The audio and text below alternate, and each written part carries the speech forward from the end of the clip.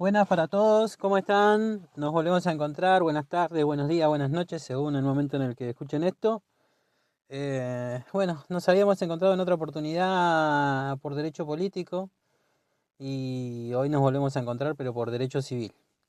Para los que no me conocieron, mi nombre es Fabián y estoy haciendo esta suerte de podcast para a quien les sirva. Al menos yo lo uso para estudiar y bueno, ahora he visto que ya alguna gente estuvo usando mis audios y que les fue bien, así que bueno, creo que los voy a seguir subiendo. No era mi idea principal, pero bueno, los vamos a ir subiendo y lo voy a compartir.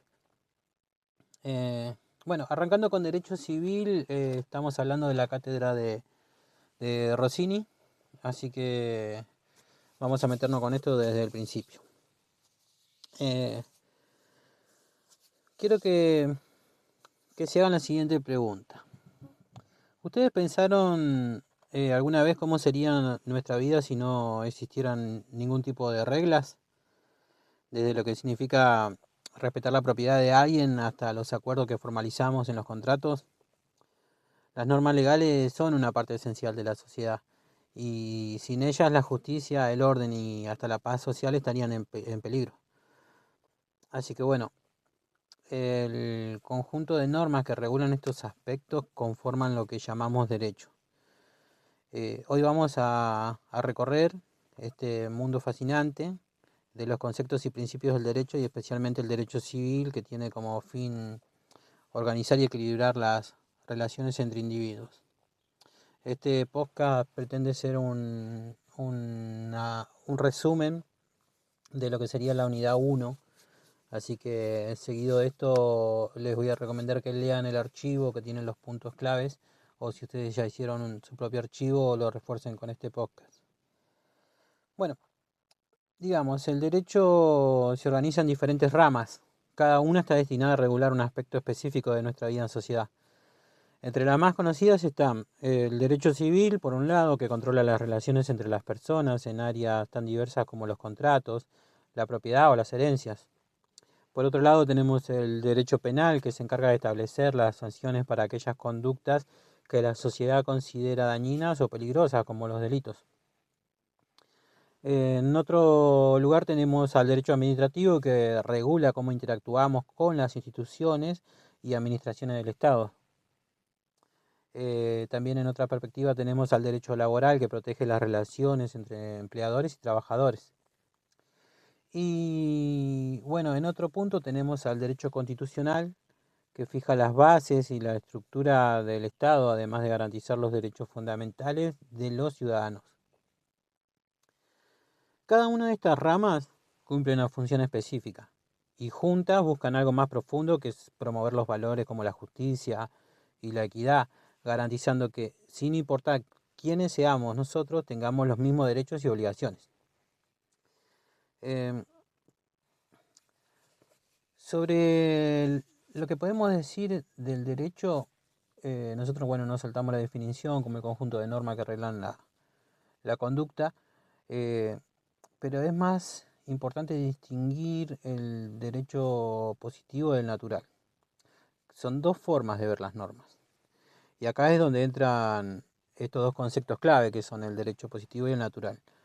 Ahora, ¿ustedes saben qué es lo que lo diferencia? Bueno, yo se los voy a decir. Mientras que el derecho positivo se refiere a las normas vigentes en un tiempo y lugar determinados, que están escritas y formalizadas por las autoridades, por ejemplo la Constitución o los códigos penales y civiles, el derecho natural nos habla de principios universales como el derecho a la vida y a la libertad, que existen más allá de cualquier ley escrita. Y acá es donde encontramos un contraste interesante entre los ius naturalistas y los positivistas jurídicos. Los ius naturalistas, como Aristóteles o John Locke, creen que las leyes deben basarse en principios universales e inherentes al ser humano. Para ellos, una ley es justa solo si se respetan los derechos naturales. Por el contrario, los positivistas como Kelsen sostienen que el derecho positivo es válido y legítimo por sí mismo y que basta con que sea promulgado por una autoridad para que se deba respetar, sin importar si refleja o no los valores del derecho natural.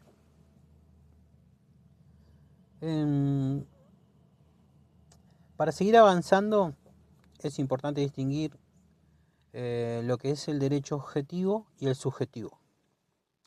Eh, Imagínense que el derecho objetivo es como el marco general de normas que regula la vida en sociedad. Son reglas aplicables a todos de forma impersonal y coercible. Ejemplo de esto son las leyes de tránsito o el Código Civil, que no se enfoca en individuos, sino en la sociedad en su conjunto. En cambio, el derecho subjetivo es el poder que esas normas nos otorgan para hacer valer nuestros derechos como individuos. Es decir, lo que cada persona puede exigir según las normas del derecho objetivo. Por ejemplo, si compraste una propiedad, tenés el derecho subjetivo de poseer y disfrutar de esa propiedad. Y el derecho objetivo, como las leyes de propiedad, te protege al respecto. La división entre derecho público y derecho privado marca otra frontera que es importante. En el derecho público, una de las partes siempre es el Estado, que actúa con autoridad sobre los ciudadanos para proteger el interés común. Ejemplos claros son el derecho constitucional o el derecho penal. En el derecho privado, en cambio, las relaciones son entre personas o entidades, sin que ninguna de ellas tenga poder sobre la otra. Esto incluye aspectos como contratos entre individuos y relaciones familiares, donde el objetivo es proteger los intereses particulares. Con respecto a la historia del derecho, hay que preguntarnos, ¿de dónde surge el derecho civil? Bueno, la respuesta nos lleva a la antigua Roma, donde se estableció el ius civili o el derecho civil romano, que regulaba las relaciones entre ciudadanos.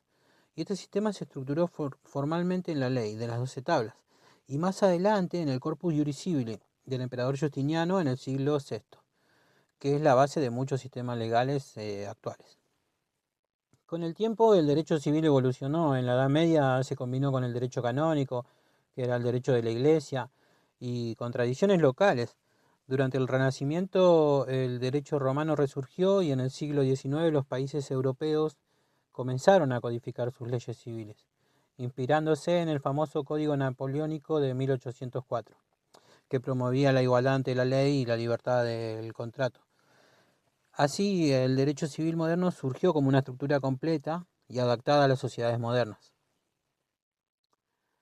Ahora, bueno, ¿de dónde provienen las normas legales? Las principales fuentes del derecho incluyen, en un primer lugar, a la ley, que son las normas escritas y aprobadas por el Parlamento o Congreso, como la Constitución.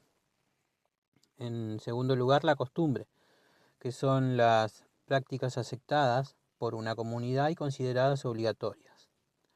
En tercer lugar, tenemos la jurisprudencia, que son las decisiones de tribunales superiores que orientan la interpretación de las leyes, es decir, las sentencias. La doctrina, en un cuarto lugar, es el análisis y opiniones de juristas que influyen en la creación y la interpretación de las leyes. Este sería el estudio de los doctrinarios. Y en un quinto lugar tenemos los principios generales del derecho, que es como la equidad y la buena fe, que inspiran y guían el ordenamiento jurídico. Ahora, cada una de estas fuentes aporta una matriz diferente y permite que el derecho sea dinámico y se adapte a los cambios sociales.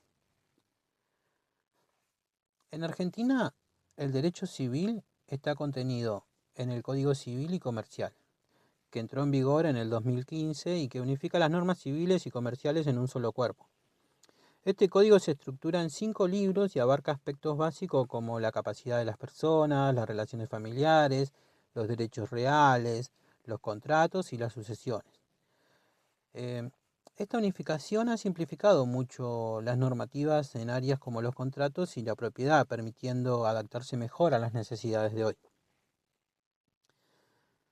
En cuanto a la aplicación y la interpretación de la ley, hay que decir que la ley es aplicable a todos y establece derechos y deberes. Su interpretación se puede hacer de varias maneras, desde el sentido literal, el análisis del contexto o el objetivo que persigue.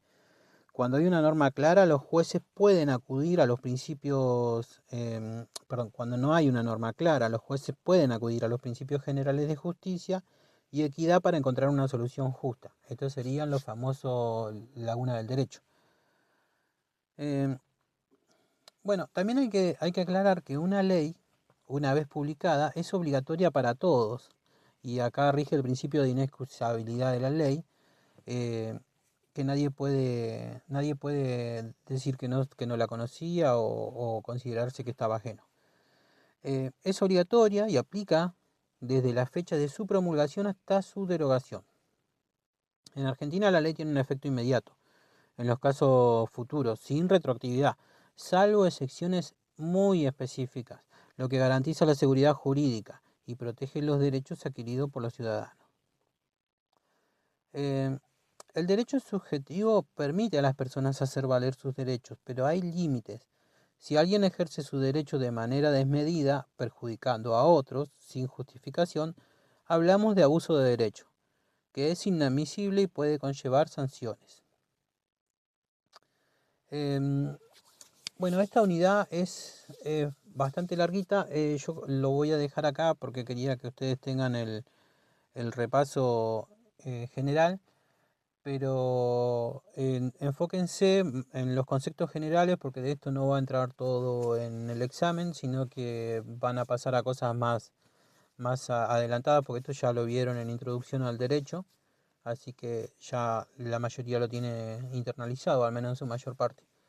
Y bueno, nos estamos encontrando en el próximo capítulo, que ya va a tratar sobre la unidad número 2. Así que hasta la próxima.